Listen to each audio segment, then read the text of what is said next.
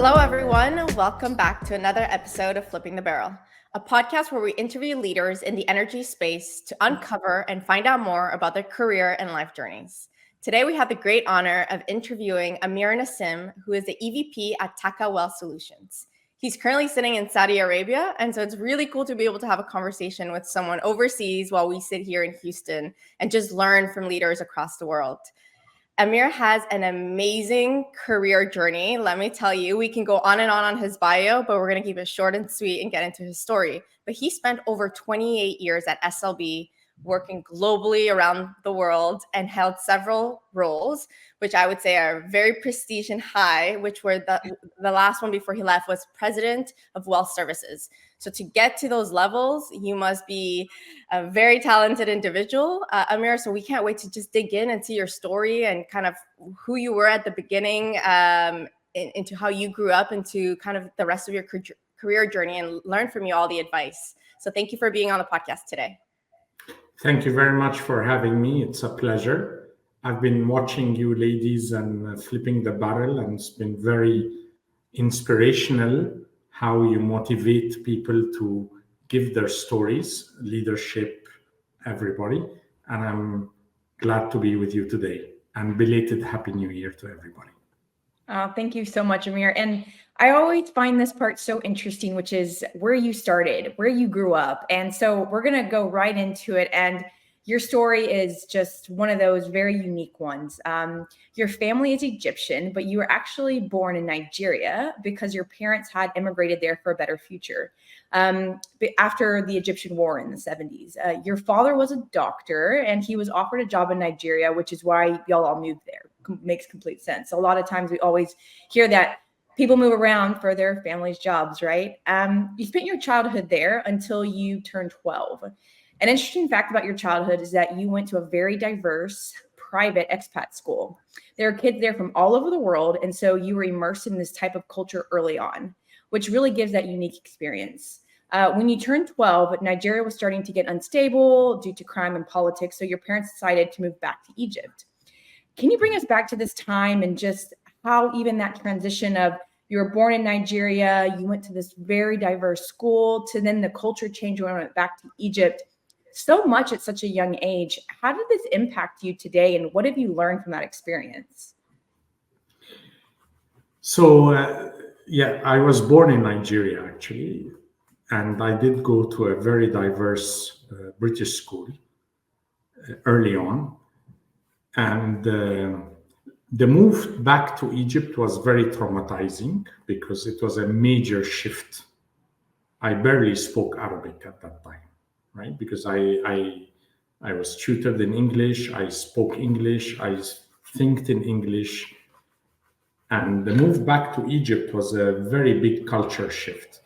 But the years I spent in my childhood in Nigeria in the British school, with a lot of expats, Japanese, Egyptians, Lebanese, English, American, Nigerian, was very Italian. My teacher, I remember my last teacher in primary school, fifth grade, was Italian.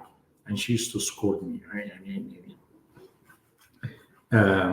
Brought a lot of acceptance and curiosity and desire to know more, taste more, understand more. So that's what I grew up with. That's really awesome, especially because kind of having that adversity, I'd say at the beginning when you moved back to Egypt, and people may be questioning you of why don't you speak Arabic, and at school, etc. You grew up with something completely different, and then they kind of brought you back into Egypt for the remainder for until you got into university. And something that was interesting when we spoke to you is you mentioned that your dream was actually to become a pilot one day, but unfortunately it didn't work out. So tell us a little bit about that and kind of what you did to pivot when that dream kind of, didn't come true. You mentioned you went to study electrical engineering at a prestige university in Egypt. And in your fourth year, SLB, also known as Schlumberger back then, was there to recruit field engineers. Can you tell us kind of what made you go stand in line and want to be a field engineer? What did you know about the industry back then? And just tell us a little bit about when one of your goals doesn't come to fruition, how you kind of pivot and kind of move on versus just be upset that, your pilot dream didn't come true and end there. So Tom Cruise is to blame from my pilot. Those American movies, I swear. And I did apply, right? But I was 13 years old, and I was a scrawny 65 kilograms, still scrawny, but I'm not 65 kilograms anymore. And they said, the son, move back. So I said, okay. So then I went into engineering. And then one day on campus, I saw this big blue SLB truck. And I went over and I said, hey guys, what do you do? And I still remember the recruiter. He was a Dutch fellow, long guy. And Sarah also was the assistant recruiter. And they told me, but we do this, we do that. And I got so excited, right? You will travel the world. I said, okay, if I can't fly, I can ride. So I applied. And I went, of course, they questioned me again. They said, but are you sure you're legal? Is this your real graduate certificate? I said, yeah. And they sent me to China for vacation training in Chengli, up north. Must be minus 20 now. And I loved it. And it was an adventure. Yeah, tell us about that time in China, because it was one of your first assignments, and putting that in perspective to today, you didn't have the opportunity to Google and use your Google Maps and GPS or FaceTime people, or it was hey, you're going here and this is where you're showing up and good luck. So when I was leaving the apartment to the airport in Cairo, my mom bid me farewell with tears as if she would never see me again. Because how did you feel when you saw her do that? Were you oh, or were you just you were excited to leave? Yeah. Yeah. It was an adventure. SLB will be, and the whole industry is. So I took off. I flew from Cairo to Singapore, then to Beijing. And they gave me a little paper. That was all what it was. There's no internet, no phone, nothing, no meet and greet, nothing. No translator in Chinese either. Nothing. They gave me a little paper with the Chinese symbols of the train station that I should get off. They put me on the train in Beijing. Not a TGV. Today they have the super bullet train, everything is cool. And I had nothing, no phone, no contact, nothing.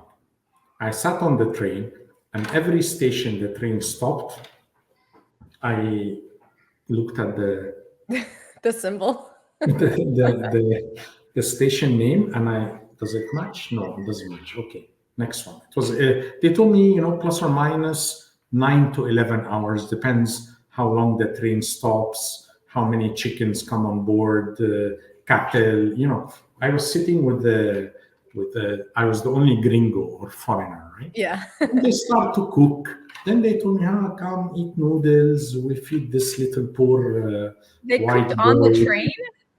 On the train, yeah. What an adventure. Wow. With the Chuco train, not the trains, I mean, this is 1990. Not okay, yeah. Was a steam train. Pour coal in. Chuco, boom, boom. A lot of younger people listening are probably gonna have to go Google what does an old train look like. But talking about this experience and being a field engineer, what kept you excited to continue that career? Because it is hard, right? We've had multiple people who have been through that career path, and it's difficult at times. You're away from home. It's long hours. What do you think was that drive to keep you? And also, when you first joined Schlumberger, did you have a vision of one day becoming president like you did? Or did you just join and say, a few years, I'm going to save some money and then I'm going to go do something else? What was your intent in the beginning? Okay, so you asked me a lot of questions. I'm going to break them down. So first, you have to love what you do. If you don't wake up in the morning and you love what you do and your purpose and what value you bring, who you touch, I don't know, whatever it is, you have to love what you do. Otherwise, move on. I loved what I was doing. Second, it was an amazing journey because you get empowered and you run the show. I mean, in Schlumberger, in wireline at that time, you were, technically speaking, the manager. You had a crew, you were responsible of a client, you had to deliver the job, you were out in the desert or offshore, you ran your own show, and it was swim or sink. A lot of people bailed out because it can be hard. And it was hard. It's not an easy road that time, and it's not an easy road today, despite all the connectivity, whatever, right? The comfort, the rigs, the stability, etc. Yeah, the work is still the same. The work is still the same. Yeah. And the expectation and the delivery and the tip of the spear has not changed. Mm-hmm. There are lives of people at stake. I don't want to say this now and go back, but when you're doing a logging job, the whole rig or a testing job or whatever, the whole rig and everybody is at stake. If you make a mistake or you do not follow procedure, etc., lives can be lost. That's the tip of the spear, right? Mm-hmm. The third, no, I did not think I'll be a president, but I wanted to, I loved it. And I stayed in it for almost 29 years. Mm. I love that. And what was really interesting, some stuff that you mentioned, and even before we actually got on the podcast, you were talking about having that initiative now where you just actually really hired some new women onto your team. You like having diverse teams, and it's not just diversity of gender. And when we spoke, you mentioned that when you came to Bakersfield for work as a service quality coach for wireline, there was more females than what you were used to before. How did that experience impact you, and also just the diversity in the energy space, especially now as a leader? What can we do better? And what did you learn from working beside women? I was very surprised when I came to Bakersfield, right?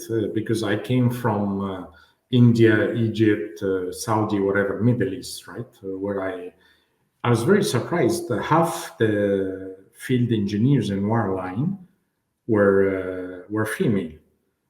And I started to realize and understand that talent is not restricted, and the oil field is not embracing it. Till today, I think. There is a lot more, there's quotas on board membership of, there's a lot more top down, but I think deep down, it's still not there. And this is when I start to realize that, wow, they're smarter than some of the guys. They work as hard, and they're nice to be around. A meeting or an event or whatever, I mean, they add value, they are creative, they think, they bring a different view, they have a different, I don't know how to say it in English. They bring a different perspective. Perspective. Of problem or, yeah. Everything. And suddenly you're like this, you become like this in terms of team power, business, value. And I just carried it all the way with me everywhere, every job I had, everywhere I went, especially when I was in leadership roles, I enforced, even if I take risk, even if there is no one kind of in the system, ready now. I take her to risk.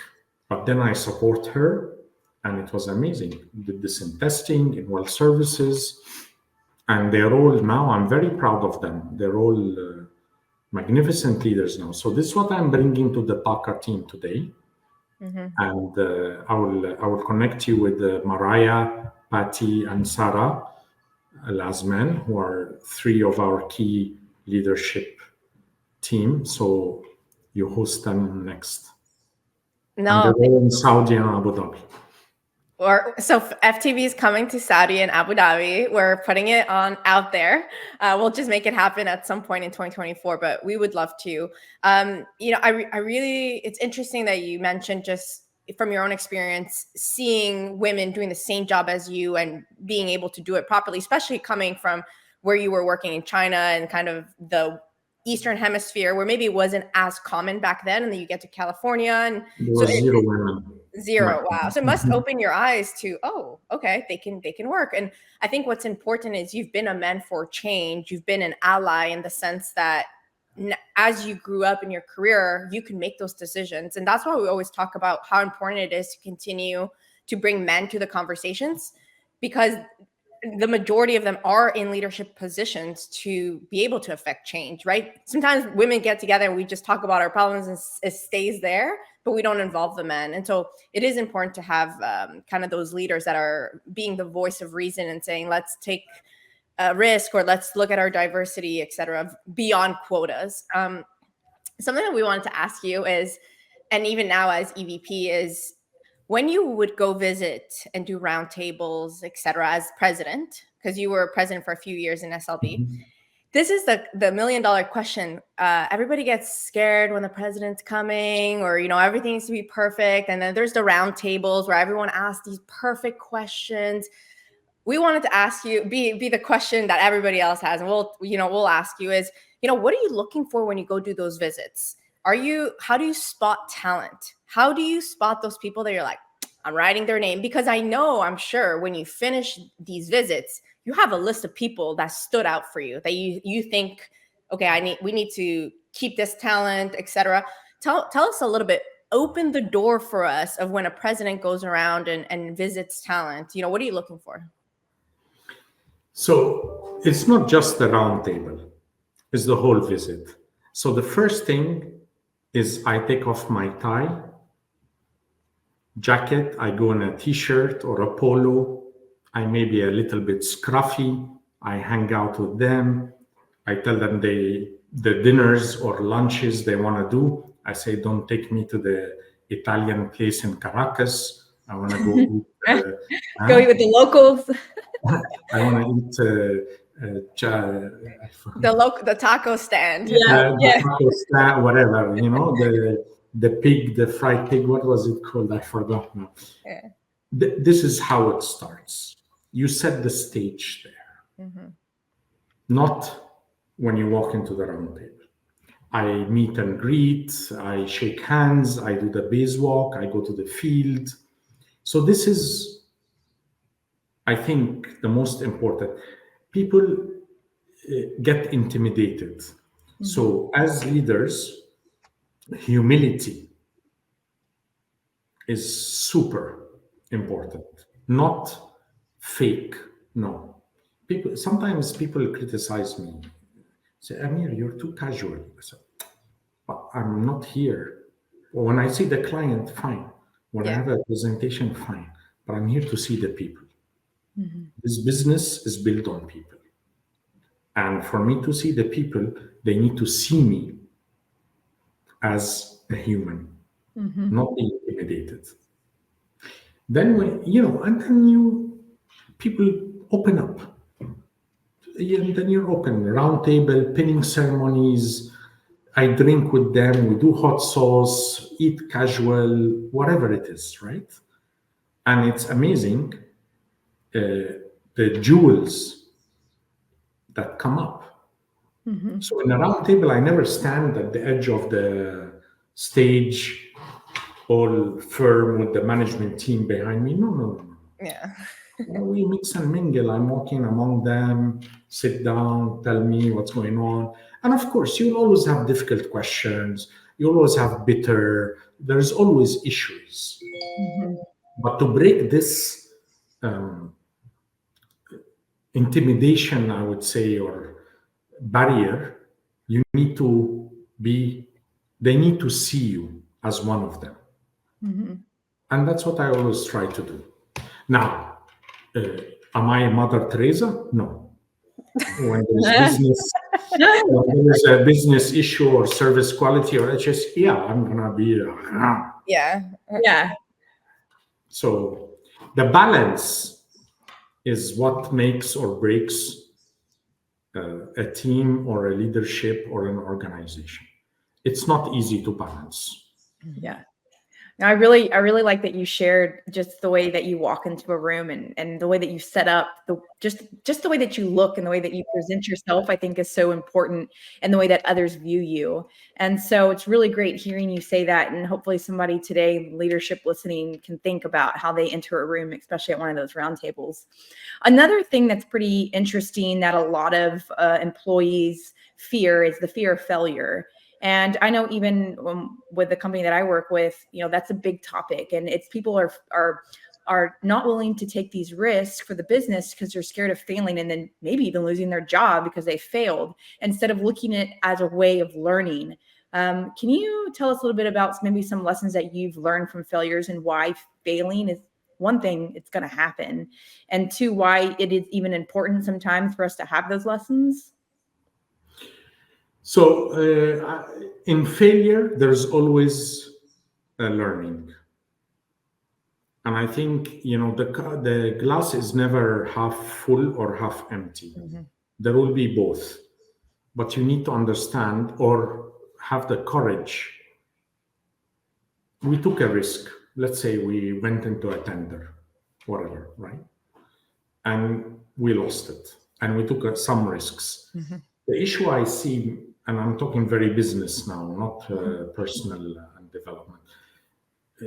We don't come back. Memory, human memory and organization memory, more than person, is extremely limited. People change, people move. So understanding why we failed and what can we learn from it, I think takes a lot of courage and persistence. This is organizational. Personally, no one is perfect. You will have your missteps. I had a lot, but what I learned from them is, what did I do wrong? How did I underestimate or overestimate? And you pick yourself up back and you move on. You cannot lose faith in who you are and where you're going. You have to have a purpose. Mhm. Mhm. Question. So we know you have two older children who are like in their 20s. And so we have two questions about your children. But one related to what you just mentioned is, what advice would you give them starting their first day in corporate or starting their first day in their job, of a lesson that maybe you've learned or the best advice you've ever received that you still use today that you would tell your kids? I would tell them, listen, learn, and accept challenge. So get out of Don't, your comfort zone and yes. Because if you stick in what your whatever comfort or what your preconceived is, you're not going to make it. You're not going to succeed. But you don't know everything. You don't know nothing, actually. Mhm. You know, but you don't know how to apply, where to apply.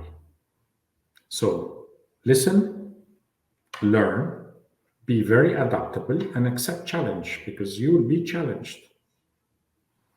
Did you have a mentor throughout your career, maybe in the organization or outside, that you can go to for career advice or help? Or did you, at some point, as you climbed the corporate ladder, did you have an external executive coach? Like, I always wonder these things, if at a certain point you need external help, somebody to talk to, or you did it on your own. I mostly did it on my own. I didn't have any executive coach, etc. I had a couple of mentors that I used to bounce things off of them.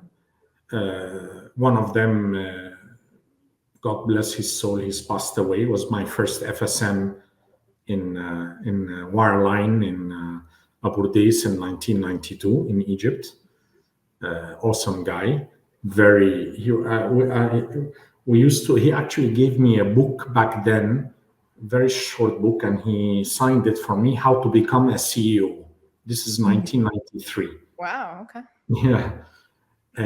His name was Talat Abdin. He was a very no-nonsense guy, right?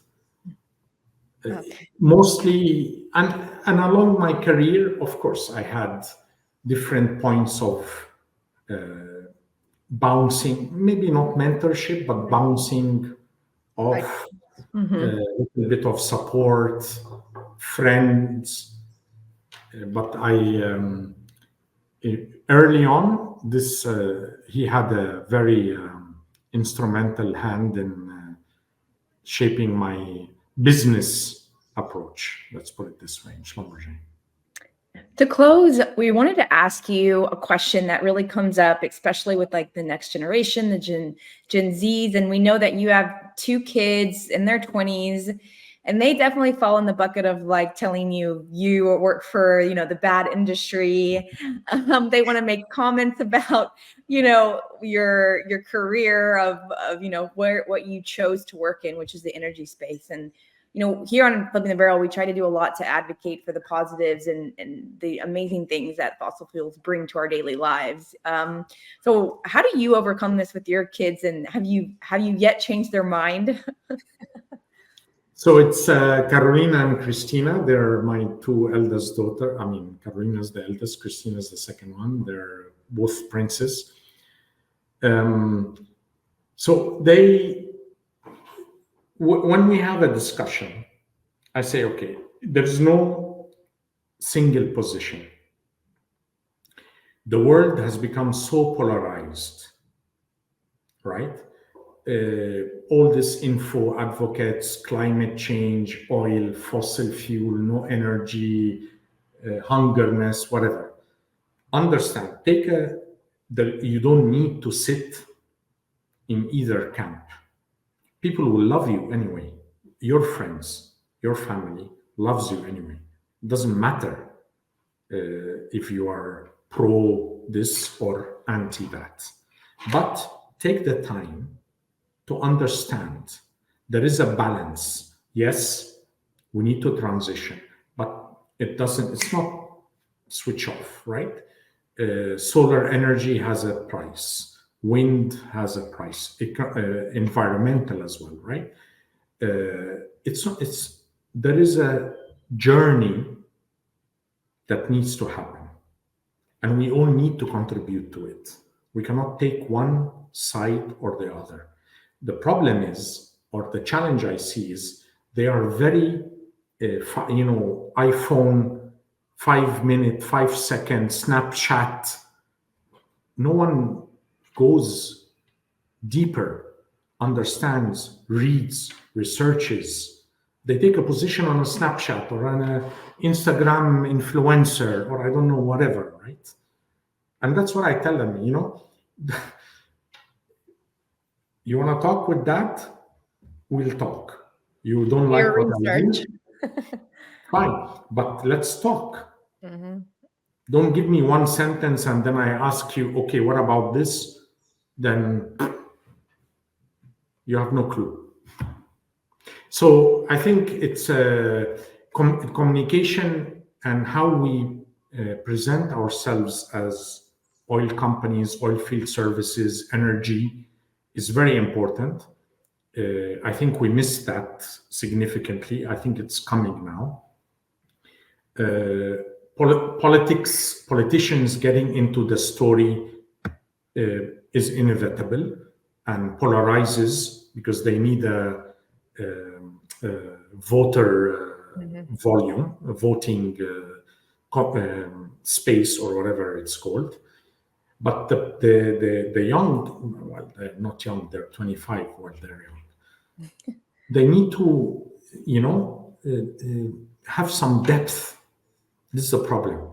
They catch everything on the surface. It's like AHD, whatever, Yeah.